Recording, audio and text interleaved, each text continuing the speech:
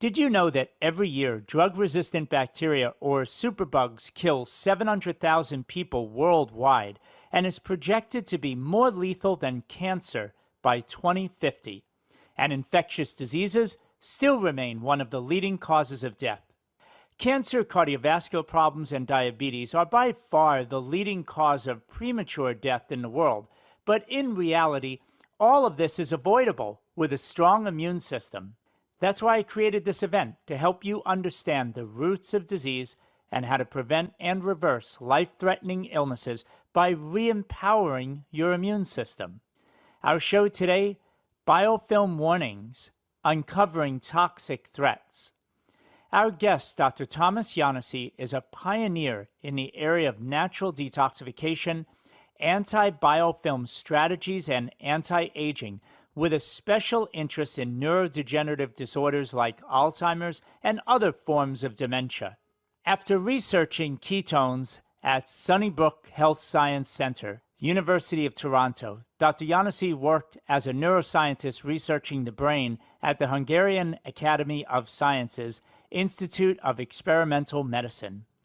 In 1986, Dr. Janossy also obtained his veterinarian medicine degree from St. Stephen's University in Budapest and pursued this line of education since he was interested in learning more about nutrition from a broader perspective across many species, in addition to his understanding about the foundations of health, sickness, and healing.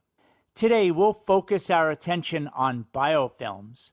How do they form and affect our ability to avoid disease and its unwanted consequences? If you're concerned about protecting your health, especially as it relates to chronic or infectious diseases, this program will be truly enlightening. Please join me in welcoming Dr. Thomas Janossy to our program. Dr. Janossy, welcome. Thank you, Jonathan. It's always a pleasure talking with you.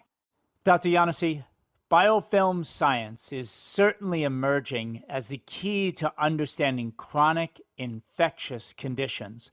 What should we know about this? The interesting part is that some 30 years ago, when I listened to my professors at the university, they never talked about biofilms. Basically, the old school was fixated with the images and concept of free-floating bacteria infecting organs. Stealth infections hiding in biofilm communities were never mentioned. Now, obviously, it was easier to research these bacteria, but in reality, by now, we know that most or probably all of the chronic conditions, when an infective agent is part of the chronic disease, then biofilms are involved. Now, these biofilms are basically the infectious agents build up a wall. We call it extracellular polymeric substance. It is also called slime, and that covers and also cements the biofilm colonies to surfaces inside our bodies. And these colonies are protected from the antibiotics or even the bacteriocins that are produced by probiotics, or the antibodies that are produced by our immune system, and other medicines and herbs which might kill these infectious agents hiding inside the biofilm wall. Now, biofilms can vary in thickness from monocell layers to much thicker ones. And in reality, in nature, biofilm is often beneficial. For example, the flow boundary skin layer of rapid swimmers like barracuda can effectively subdue the turbulence and thus prevent energy loss. Also, huge surfaces of slime, basically biofilm colonies, are used in certain sewage treatment plants to clean up water. So while we recognize that in nature there are benefits, but in reality, in our body, biofilms are a serious problem and also linked to the ineffectiveness of antibiotics currently used. I will talk a bit about the Lyme disease and Lyme condition, but before I do that, I would mention that by now we know that biofilm communities are involved in stomach ulcer, atherosclerosis, basically the arterial plaque, that is a biofilm community. By the way, the most classic biofilm infection is the periodontitis. Everybody, when we go to the dentist, we try to remove the plaques, and basically we remove a biofilm colony, including the bacteria. Cardio and cerebrovascular disorders are also biofilm-linked autoimmune diseases. One explanation is that pathogens enter these biofilm communities, but also smaller pathogens can enter cells. And if we talk about autoimmune diseases, then the immune system recognizes that something is not normal in the cells. Actually, the cells are hiding the pathogens, and then the immune system attacks these cells. Now, I would also include type 2 diabetes. That is also a biofilm-related condition. Arthritis, a very typical one. Sinusitis, prostatitis, candida. Candida is huge. We will talk about it later. Otitis media, that was early on recognized that when our kids get ear infection, middle ear infection, it is not something that comes from the outside, but actually the biofilm, within the biofilm communities, the bacteria flare up. And some form of cancers are also, plus ulcerative colitis, also added to this list. Now, in a very interesting breakthrough study published in Nature Medicine in 2009, it was documented that even viruses alone are able to form biofilms. This was kind of shocking for most scientists because we assumed up until this point that viruses have no bodies of their own. They are not able to form biofilms. Now, typically when we talk about the biofilms, we have to step back a bit and think about it. How and why does it develop in our body? Usually, the imbalance starts with the accumulation of some toxins. Now, these toxins can come from bacteria or from the gut, or can come from the environment, like the toxic heavy metals, for example.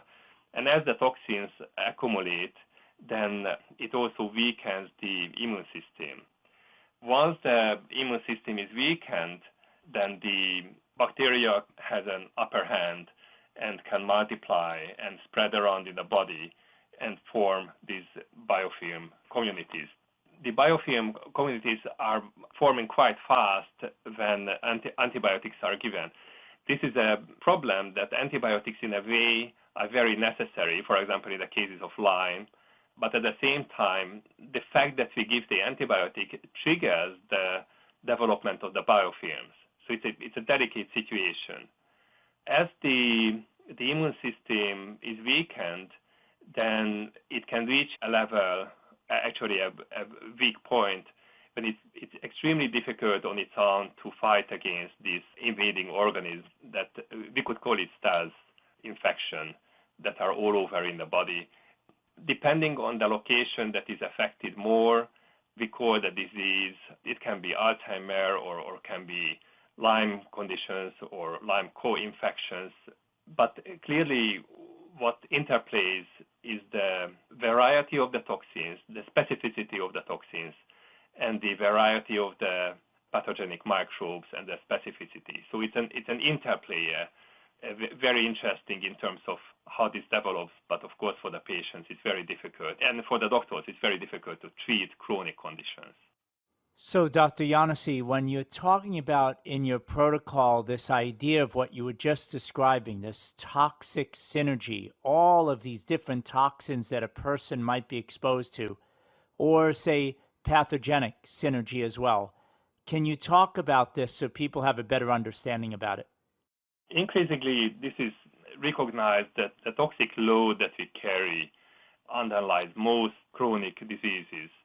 As we try to function with 80,000 man-made chemicals in the environment, the average adult has 700 contaminants, and the babies born with about over 200 industrial chemicals and pollutants that are measured in the umbilical cord. So basically the difference, we talk about 500 extra toxins, we pick them up over a lifetime. Unfortunately, most of these toxins, it's very difficult to get rid of them. And if you think about, let's say, somebody plays with mercury in childhood because it's shiny, exciting. I did it. At that time, nobody told us that we shouldn't play with the little shiny mercury goblets. Or others were exposed mainly by renovating an old house. In the old time, it was lead-based paint when all the available paints were lead-based until it was banned. Others, maybe light cars who are over 50 today, and they were exposed to the leaded gasoline around cars. It was an obvious exposure. So the problem is that the toxins are accumulating, and I call the toxic heavy metals the bottleneck, in a sense, of all of the toxins. They can choke the liver, and the liver becomes very sluggish. And obviously the liver has the toxins as well. So everything slows down, and the bioaccumulation is almost like on a highway when a few cars slows down and everybody's piling up behind it. So this is what happens with the toxins, that a few of these key toxins can actually severely compromise the normal function of the liver detoxifying effects, the phase 1, phase 2. Now, the toxins, most of the toxins are neurotoxins and should be eliminated from the body and from the brain. Again, the problem is that the body is not able to eliminate all of these toxins, and especially the toxic heavy metals. The body needs outside help. Now, as I reviewed the scientific literature and talked to many doctors, and traditionally intravenous chelation was used, but there are a few issues with that. First of all, it's given in the daytime, and we have to know that our body works differently in the daytime and in the nighttime. There is a circadian rhythm, and over the nighttime, that is the key, most important time for detoxification and rebuilding. This is why when we don't sleep, we feel sluggish, we feel awful actually next day. Maybe when we are 15 or 20, we can get away with it for a night or two, but also the toxic load is lower typically at that age. So the detoxification is really fundamental, and it's much more logical, and in fact, it is necessary to support a normal natural process. In other words, we have to detoxify overnight, and we have to support this detoxification overnight. So this is one of my concerns about the intravenous chelation, that unfortunately it cannot be given overnight. When I heard about this 14 years ago, about the rectal suppository delivery route, that first it sounded a bit unusual, but what happens that the rectum is anatomically part of the skin. So the last 10 inches of the rectum is vascularized differently. If we take something orally, then from the gut, everything goes first to the liver, and the liver breaks down the food. Let's say the proteins are broken down to the amino acids. And then the body benefits from the amino acids flooding. Basically, from the liver, all the food reaches the cells. But we can circumvent this since, for example, the EDT, the calcium disodium EDT that is in the chelation, the main ingredient, that is broken down, and we know if it's taken orally, only about 5% reaches the whole body circulation. Since we know that the rectum, the absorption for the rectum reaches the whole body circulation, as a side, or basically in brackets, I should mention that the prostate sits right on the rectum. And we know from a pilot study that was done in California that ingredients that are in the rectum are disproportionately reaching the prostate. Basically 4 times more ingredients are reaching the prostate from the rectum than any other part of the body. It's difficult to understand why not even pharmaceutical companies are coming out with a prostate targeting drug that should be delivered through the rectum. Anyhow, so now in Europe, people understand the rectal delivery route because most kids, when they have high temperature, they get a rectal suppository, like I did when I grew up in Europe and I was young. I talk about it because with the rectal delivery, first of all, we target the most important time, the nighttime. Second, we target the whole body circulation. And third, the absorption is slow. In other words, the intravenous chelation, or even if you take something orally, there's a spike in the blood. In other words, it goes up, the ingredients show up in the blood. We could almost draw a graph, and then continuously comes down. With the rectal delivery, there's a continuous low level, much lower than with intravenous chelation, but over many hours, the absorption is continuous. So these are the three reasons why, from a physiological point of view, I became very interested in the rectal delivery route. And then what was not available at the time, at the beginning, only an EDTA-based rectal suppositories. So I came out with EDTA and glutathione that are in synergy in the suppository, and it's very interesting because it mobilizes 3.8 times more toxins than EDTA alone or glutathione alone. And obviously it mobilizes mercury, lead, aluminum, pesticides, fungicides, and in fact all of the toxins are excreted because of the glutathione, because glutathione mobilizes all of the toxins. Now, by supporting this natural detoxification overnight, we can reduce the toxic load, and immediately the immune system becomes stronger. The other aspect that I just have to mention here is the calcification. Somehow it is not mentioned enough yet when, for example, patients who had Alzheimer, their brain is examined after they died, the calcification of the brain, and in fact the blood vessels is very obvious, and they have more calcified brain to a higher degree than normal people or people who have no Alzheimer or no dementia. So decalcification is a very important step. Typically, by the way, in Alzheimer patients, the pineal gland is calcified, and the pineal gland is basically hanging outside of the brain. So it is not protected by the blood-brain barrier. It also means that bacteria and toxins and everything can attack or affect the pineal gland much sooner than the rest of the brain. What happens, how this calcification happens, is also sometimes clouded in mystery, but actually calcium phosphate crystals build it up in various parts of the body, and mainly by chlamydia and nanobacteria. They don't have a strong wall, like a cell wall, that protects them. And by calcifying the outer, basically just outside of their cells, calcifying the environment, it means that they can protect themselves from the immune system. Very intelligent, these bacteria, really, these pathogenic microbes. Since we talk about EDTA, I would also mention why EDTA is an immune booster besides lowering the toxic heavy metal load. The white blood cells, specifically I'm talking about neutrophils, that are the most abundant type of granulocytes, and actually the most abundant, probably about 50-60% type of white blood cells, they form a key part of the immune system. There is an enzyme, a catalyst, that is called myeloperoxidase, and that is needed for the production of hypochlorous acid. And this acid is generated and activated in the neutrophils. So there is this myeloperoxidase mediated peroxidation of chloride ions, and that contributes to the destruction of bacteria and candida.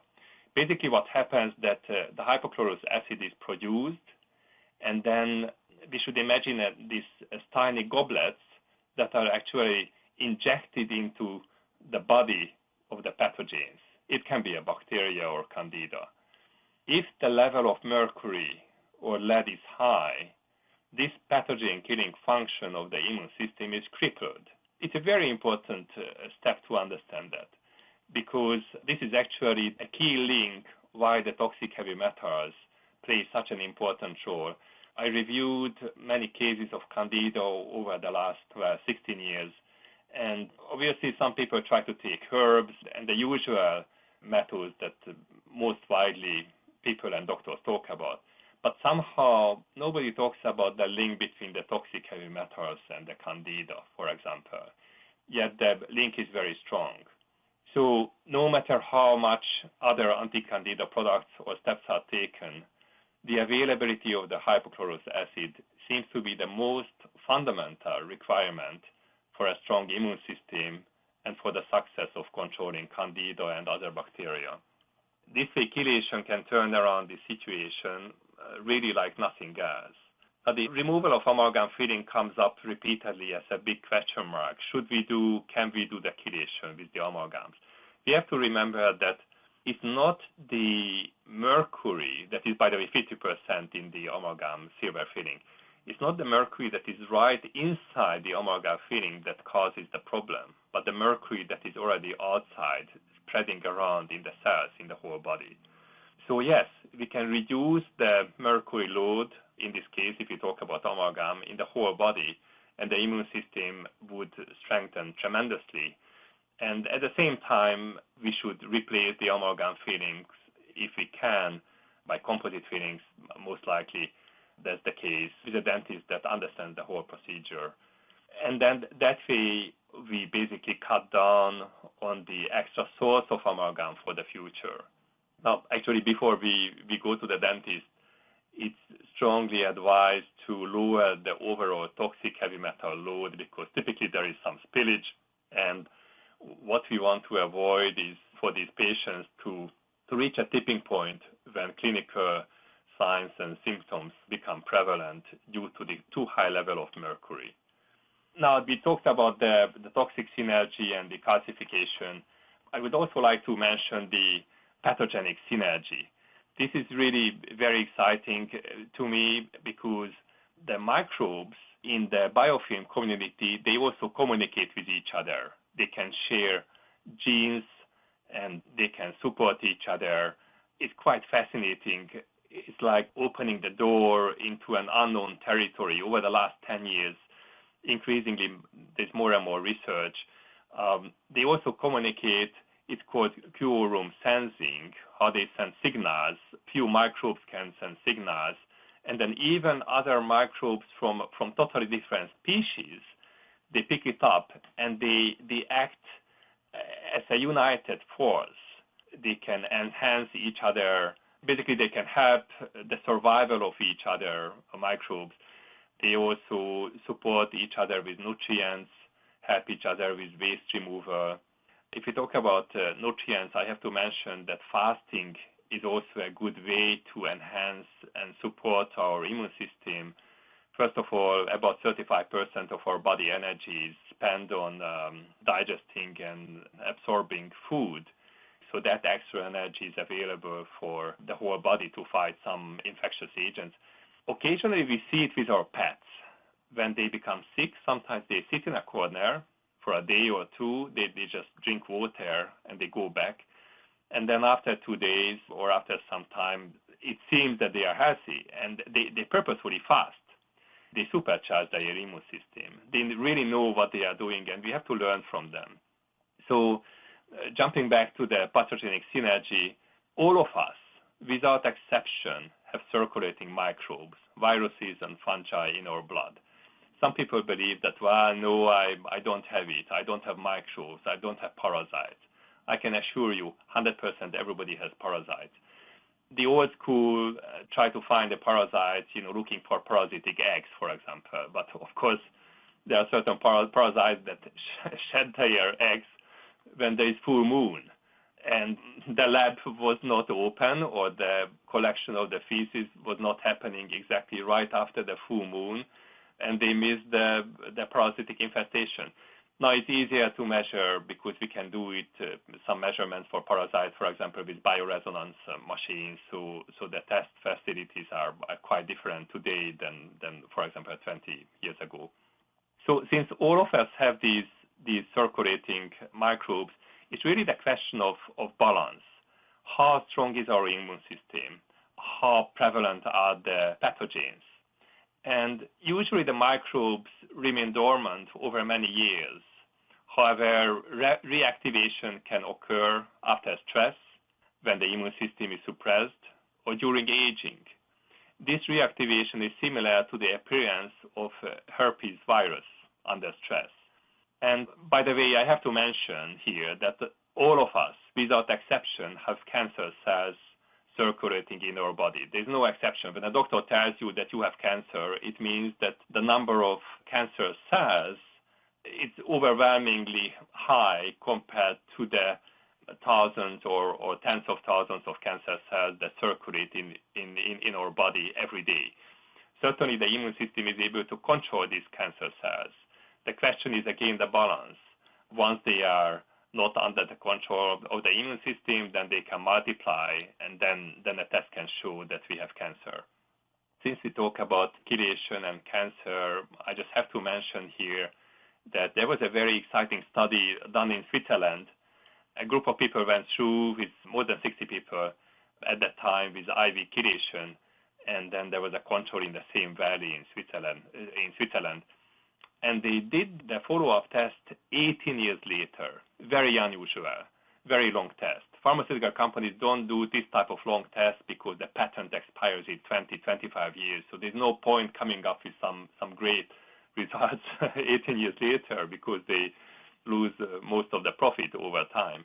The most striking difference between the group that went through with the intravenous chelation compared to the one that didn't have this treatment was that the chelation group achieved a 90% reduction in cancer mortality.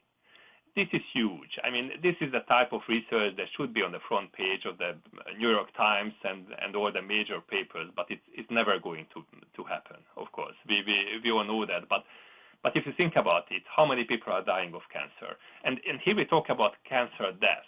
We are not talking about prevention. Well, in a way, it was preventative, of course, over 18 years. But if a new drug comes out and improves the chances of cancer patients by 5%, 10%, then everybody becomes ecstatic.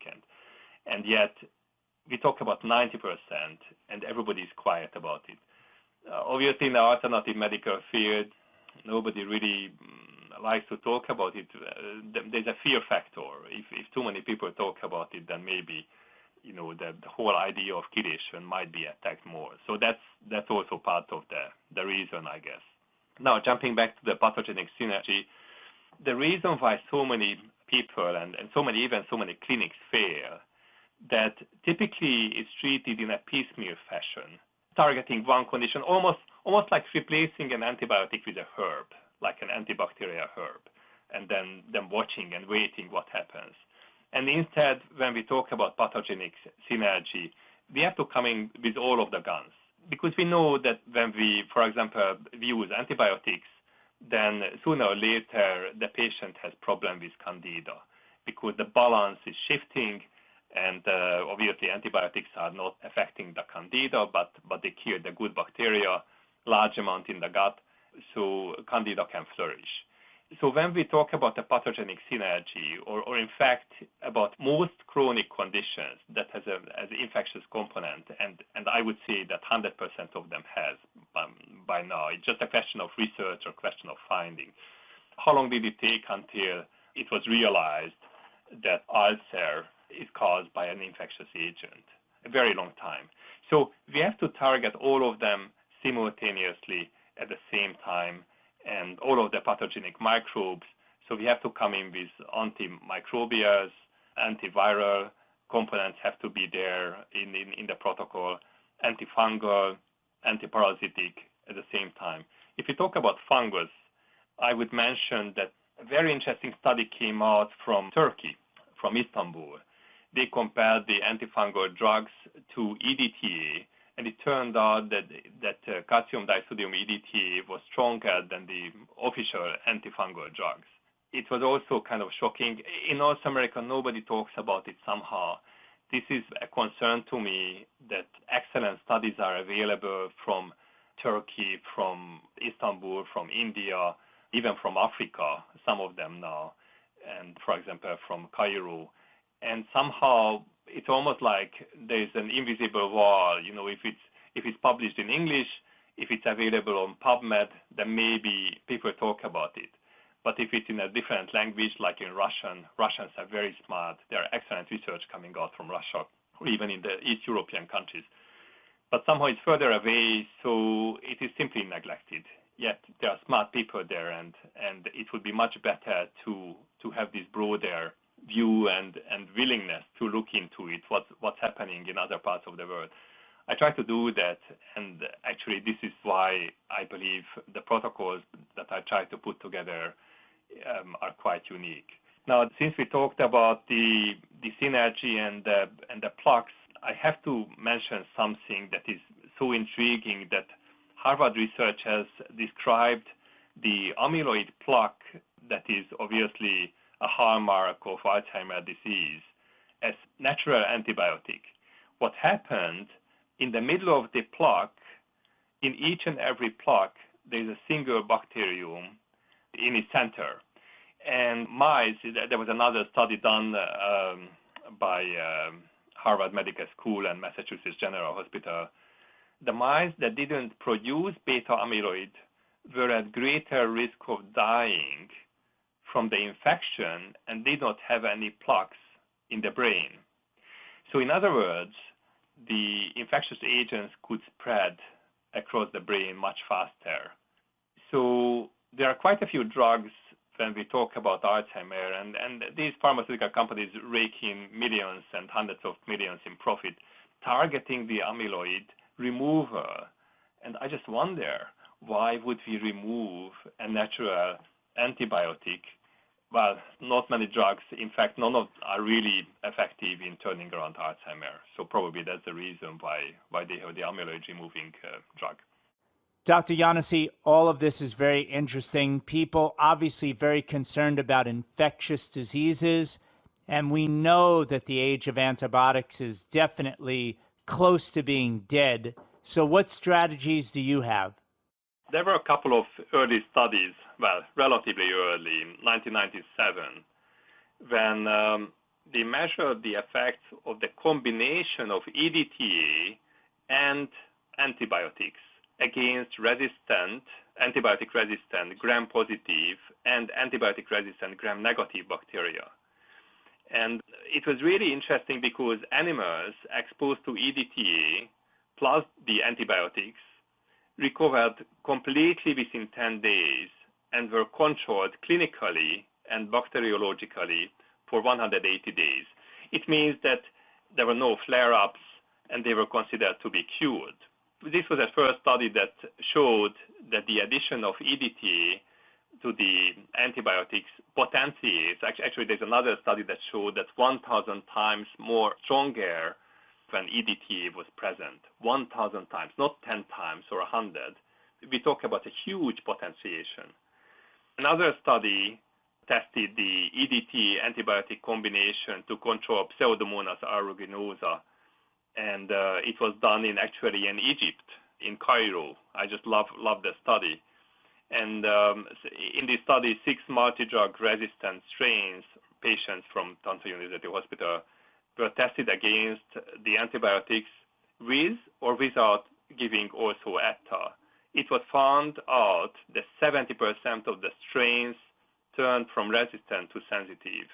And this is really, if you think about it, that ETA can extend, should we call it the life length of the currently available antibiotics. So we are not even talking about the discovery of new antibiotics, but because, of course, drug companies are no longer interested in developing antibiotics, mainly because they are not as profitable as other, more expensive drugs that can be given to people indefinitely, like in the case of, for example, diabetes.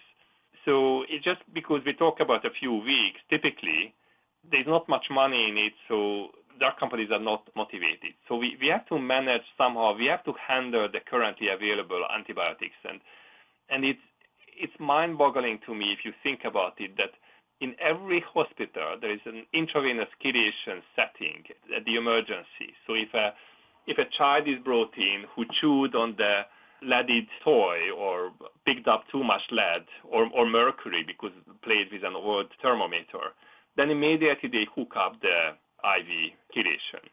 And at the same time, in the same hospital, sealed and everybody's frightened, there are these patients who have typically staph infections, and none of the antibiotics are effective, and they die because the two are not put together. I mean, nobody runs up with an IV chelation set and hooks up those patients.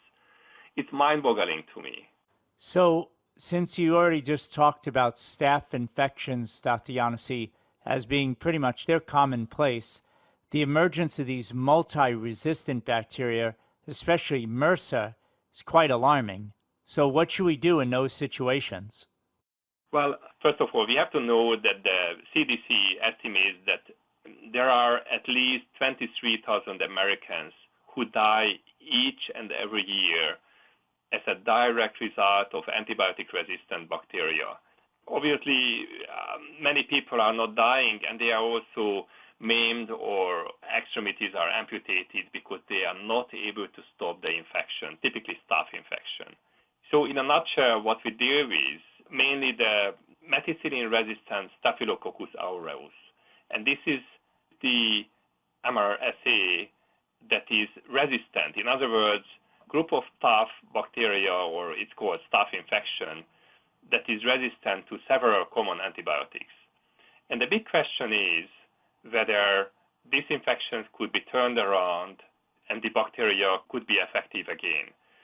And what emerges is mainly the EDTA as the number one agent that can turn around Staphylococcus bacterium, but also enzymes, like systemic enzymes like Streptococcus. They also play a role.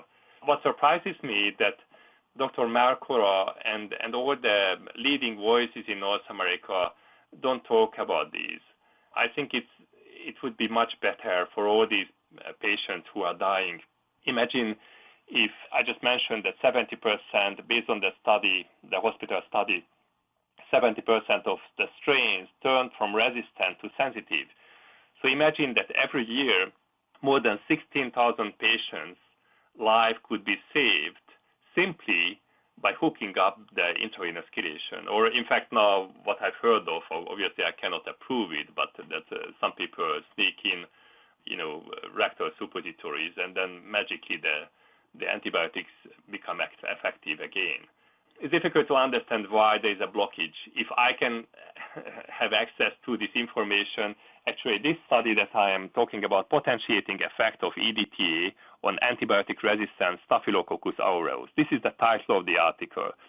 Of course, because it was published in India in 2014 in the Journal of Nursing and Health Science, somehow nobody talks about it or nobody cites it.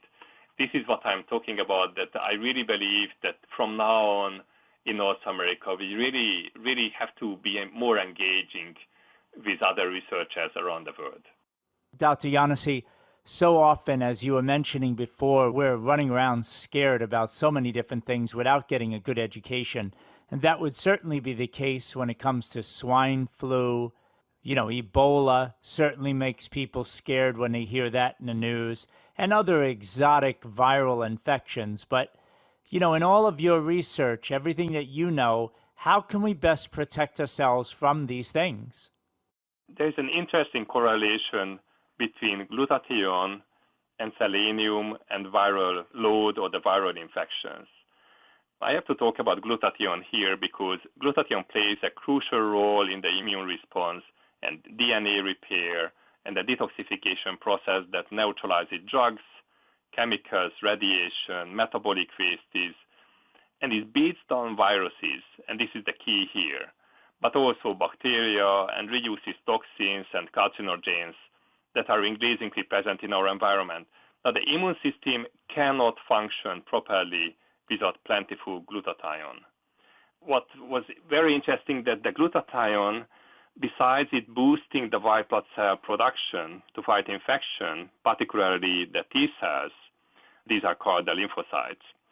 What I want to point out that the Ebola virus takes its name from the river near, I looked it up in Kikwit in Congo, where a first outbreak of this hemorrhagic fever was noticed in 1995.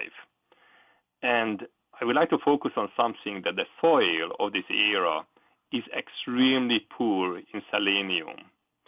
Now, the selenium is an essential trace element in human health and disease, and the research is going on about the selenium, but what is so striking that whenever the selenium is low, then the immune system is weak, but especially the viral diseases have a prevalence. So several papers have shown that serum selenium concentration is decreasing in patients with malaria, for example. Senegal in West Africa had the lowest numbers of AIDS prevalence. I looked it up in a study, it was below 2% in the general population. And at the same time, the highest level of selenium in soils. Now, I talk about Africa because there are groups of people there who are growing their own food. They are not relying on shipping food into big cities. So the correlation between the selenium level in the soil, it really shows up in the individuals. And recently we realized the tremendous importance of the selenium level. Now the selenium is key for the production of glutathione. So this is the link. So without selenium, high level of glutathione cannot be maintained. Now the supplemental glutathione has been studied extensively and seen to inhibit viral production. And that indicates that glutathione is a treatment of viral infections. If you look it up in the PubMed, then there are close to 100,000 scientific studies and articles on glutathione. And it's very well established that their role is crucial. Glutathione is a basic first line of defense and should be used for all life-threatening infections, including the treatment of Ebola. The glutathione boosts the white blood cells productions, and it really protects us from viruses, including the herpes virus, flu viruses, and the other more exotic viruses. The abundant supply of glutathione is also linked to higher magnesium level. Now, I was looking for a good glutathione on the market, and obviously now people talk about liposomal glutathione, and that is a good way to get, and yet others talk about the precursor of glutathione. But I was looking for a stronger one and couldn't find it, so I came out with a product that has 1,500 milligram glutathione in a rectal suppository, and this is the strongest ever. Again, it raises the glutathione levels overnight, and that is the most important. In fact, there's a daily cycle, glutathione cycle in everybody, in all of us, and overnight the levels are much higher, and the need for glutathione is also much higher. So when individuals die, for example, in Ebola, actually it's not the virus that kills the people, but the cytokine storm. And the higher level of glutathione lowers this cytokine storm. So for those I know who are listening to this, I promise you, if you listen to it 2 or 3 times this presentation, you're going to get at least 50% more. I've mentioned that on several of the presentations here at the Immune Defense Summit, but just to be open with everybody, I know Dr. Janossy's accent might be difficult for many in the United States to hear. Don't be overwhelmed. A lot of what he's talking about is the rectal suppository, which is the delivery system. He's mentioned EDTA as a chelating agent, magnesium he's been talking about, glutathione, selenium. Again, if you just listen to this conversation a second time, you will get so much more out of it. And I can assure you, Dr. Janossy, I would like you to talk about your website. We've got a history together, you and I. You're a great supporter of Natural Health 365.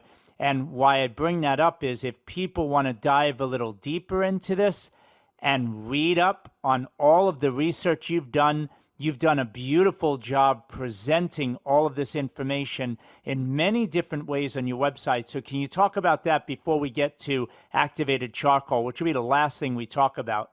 Yes, our website is Oradix.com, Oradix.com. Radix means a root of a plant in Latin. And people would find protocols and more information about from Candida to detoxification to biofilms and dementia and Alzheimer and many other things. Yes, so again, for people who want to write this down, it's Oradix.com. And I promise you, you won't be disappointed. You should go check out that website. It really goes in very deeply, in detail, written detail, everything we're talking about here. Of course, those who purchase the Immune Defense Summit will also get a transcript of this presentation. You'll be able to listen to this as many times as you like.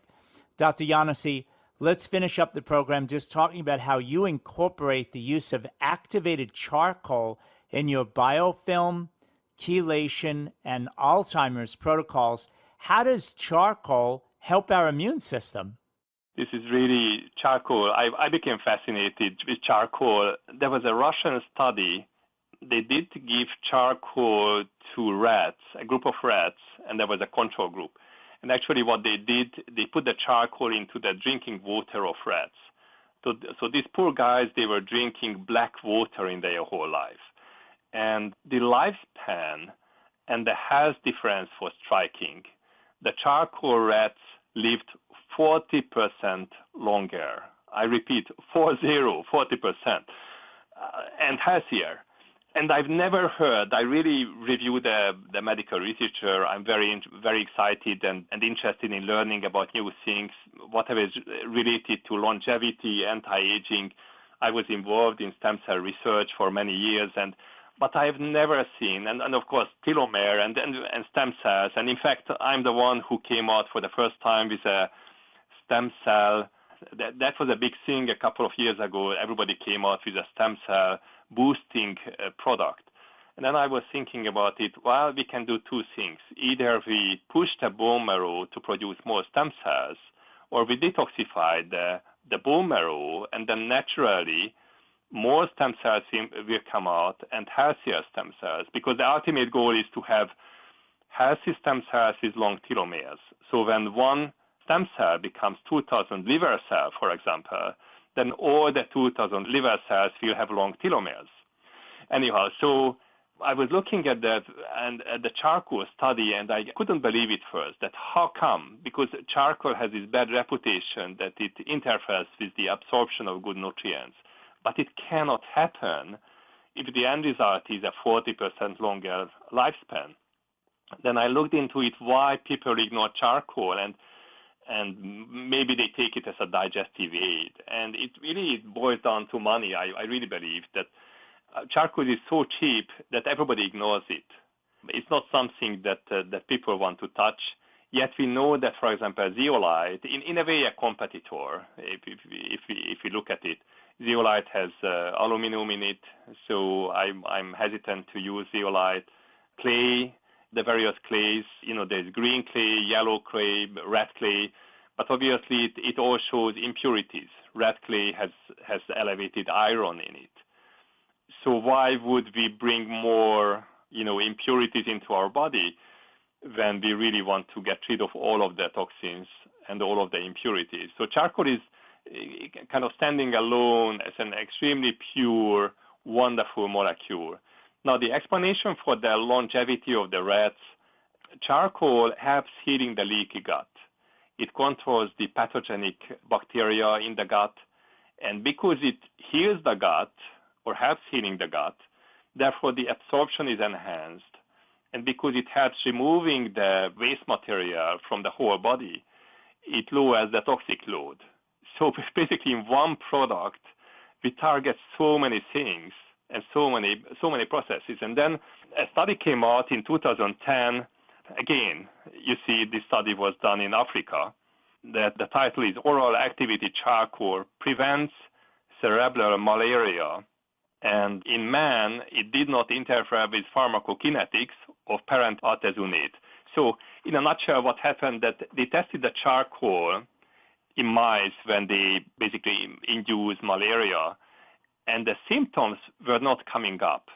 So, okay, here is what happens in a village. And today and every year, in just in Africa, there are more than 500 million people who get malaria, and 1 million of those, mainly children, die every year in Africa. And I'm talking only about Africa. Now, it's true that 90% of the cases of, malaria is in Africa. And actually, I became so sad about the situation that I formulated the first and only kind of anti-malarial herbal product. I researched what has happened in China. the best herb in India, the best herb in Africa, the best, and in Brazil, and I put them together, and the synergistic effect is very strong, of course.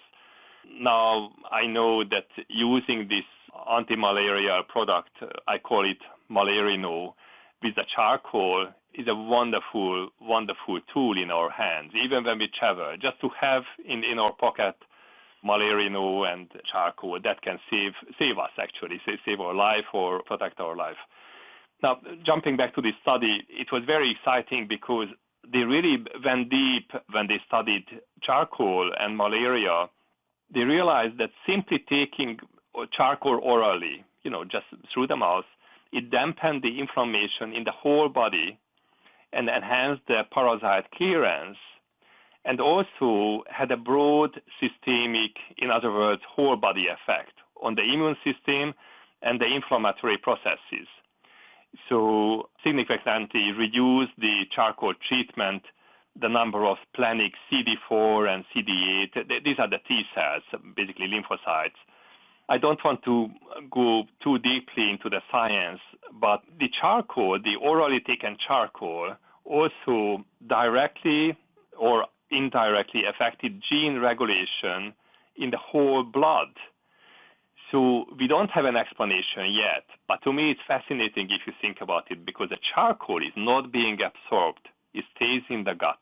So we take it orally, and then it goes out. Obviously, the bowel movement will be black, but it doesn't matter. It changes so many parameters in our body.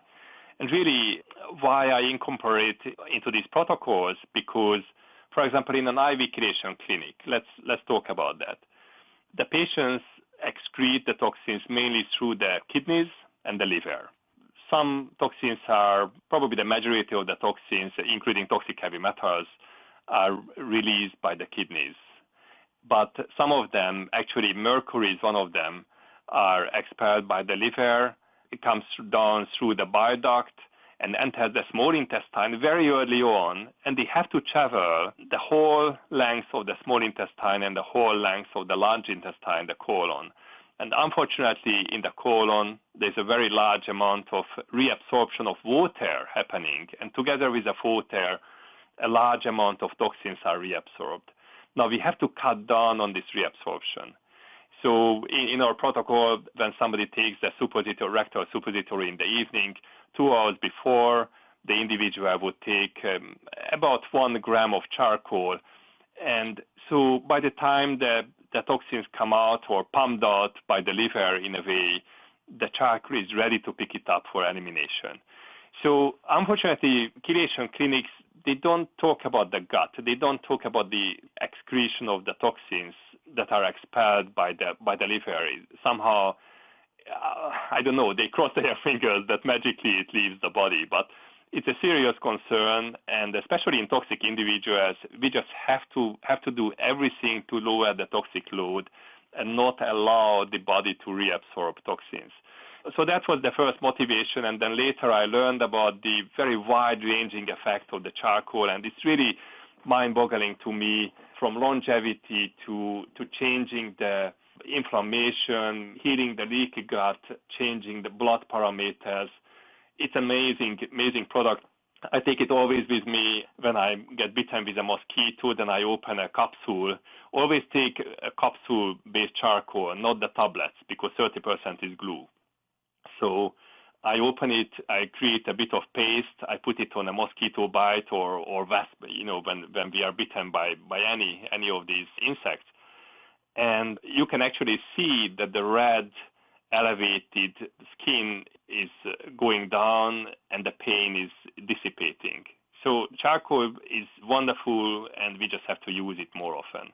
Dr. Janossy, obviously tremendous amount of information. I can't urge people enough that if they were to get mercury taken out of their mouth from those dental silver fillings, that one of the things that I was asked to do by my dentist was to rinse with the charcoal so that, this solution was making my entire mouth very black, a funny picture to say the least, and then to swallow that charcoal liquid before he extracted the silver fillings, which are filled with mercury, out of my mouth. And I have to tell you, every single time in 4 visits that I went there, I feel like that was one of the most important things that protected me from having any of that mercury that possibly got through my mouth and into my digestive tract, that really absorbed it and helped it from getting absorbed into my body, which is the last thing that anybody wants. So definitely look into activated charcoal. I encourage everybody.